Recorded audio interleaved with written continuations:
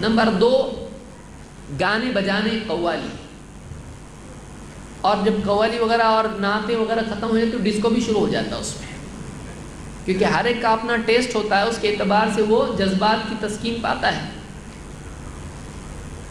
تو بہت سارے لوگ یہ سمجھتے ہیں کہ قوالی اپنی اسلامی رہتی، قوالی زیادہ نان اسلامک ہے، کیونکہ قوالی کے اندر موسیقی تو ہوتی ہی ہے، لیکن قوالی کے اندر شرکیات اور خرافات بھی ہوتے ہیں۔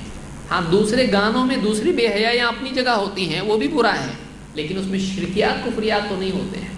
قوالی میں عام طور سے شرکیات بھی آ جاتے ہیں اور اللہ کی شان میں گستاخیاں بھی آتی ہیں۔ ہم تو جائیں گے سوئے مدینہ، اس کو جانا اور جنت میں جائے، کیا یہ یعنی ایسا ہے ہم کو جنت کی ضرورت نہیں ہے، ہم تو مدینہ جائیں گے۔ اور مدینے والے کی تمنا کہاں جانے کی آخری وقت میں؟ الرفیق الاعلی۔ تو یہ کیا ہے؟ جنت کی تحقیر۔ تو شعر شاعری میں عام طور سے اس طرح سے ہوتا ہے کہ ایک قیمتی چیز کو گھٹانا اور ایک گھٹیا چیز کو بڑھانا۔ شعر میں عام طور سے یہ ہوتا ہے، غلو اس میں ہوتا ہے، ایگزیجریشن اس میں ہوتا ہے۔ تو اس دن گانے بجانے بھی ہوتے ہیں، میوزک چلتی ہے، اور وہ ایک فیشن بن گیا ہے ٹیپو سلطان کی میوزک، لوگ یہ سمجھنے لگے ہیں، اور میں سمجھتا ہوں کچھ سالوں میں کمپلسری ہو جائے گی میوزک، آفیشیل میوزک ہوگی عید میلاد النبی کی، اور نیشنل لیول پہ یہ ہوگا۔ ایسا لگتا ہے کہ آج عام طور سے یعنی عید میلاد النبی میں ٹیپو سلطان کی وہ فلمی میوزک لگتی ہے، اور سب ٹیپو سلطان اس پہ رہتے ہیں۔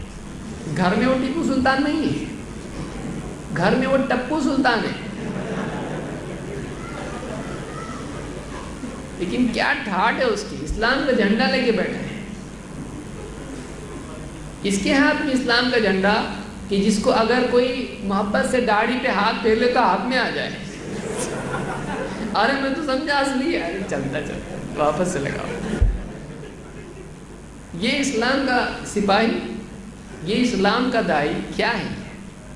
نقلی نقلی سب، جھنڈا نقلی، جبہ کرائے کا، گاگل نانا کا، چاچا کا، دوست کا، جوتے کسی کے لے لیے، موزے کسی کے لے لیے، امامہ باندھنے نہیں آ رہا تھا، کسی نے رحم کر کے باندھ دیا، کھولا تو مصیبت، واپس باندھنے کو ڈھونڈ رہا اس کو، کدھر گیا ہو، باندھنے نہیں آتا۔ یہ ہمارا اسلام کا یہ دائی ہے، اسلام کا جھنڈا اس کے ہاتھ میں دیے۔ آپ سوچئے یعنی کیا مسلمانوں کا حال ہے، اور میوزک چل رہی ہے اور اس کے اوپر پورا کارواں جا رہا ہے، کہاں جا رہا معلوم نہیں ہے اس کو، کہاں جا رہی امت۔ اللہ کے نبی صلی اللہ علیہ وسلم فرماتے ہیں صوتان ملعونان فی الدنیا والآخرہ، دو آوازیں ہیں دنیا اور آخرت میں، دونوں پر لعنت ہے، دونوں پر لعنت ہے۔ کون سی؟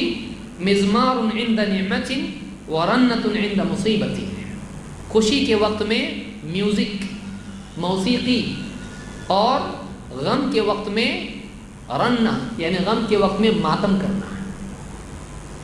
تو ماتم کی آواز پر بھی لعنت ہے، محرم میں ماتم ہے، اور میوزک ہے، عام طور سے سال بھر ہمارے یہاں رہتی ہے، چاہے وہ درگاہ کا عرس ہو، چاہے عید کا دن ہو، یا پھر کچھ بھی ہو، ہمارے یہاں آج موسیقی آ گئی ہے، اور یعنی 3 بجے سے شروع ہو جاتا ہے، اور آج کل تو اتنے بڑے بڑے، وہ کہاں سے آگے معلوم نہیں، اتنے بڑے کہ آدمی کوئی ہارٹ کا پیشنٹ وہاں سے جائے تو گارنٹی نہیں ہے اس کی پاس ہوگا کہ نہیں ہوگا، پاس ہو جائے گا وہ۔ کیا ہے مطلب دن اتنا زور زور سے، طبی تب میڈیکلی بھی آپ ڈاکٹرز کو پوچھیں کتنا اچھا ہے وہ انسان کے لیے، کتنا ڈینجر ہے وہ، اتنی میوزک لگتی ہے اس کو، اس کے بغیر اس کو چلتا نہیں ہے۔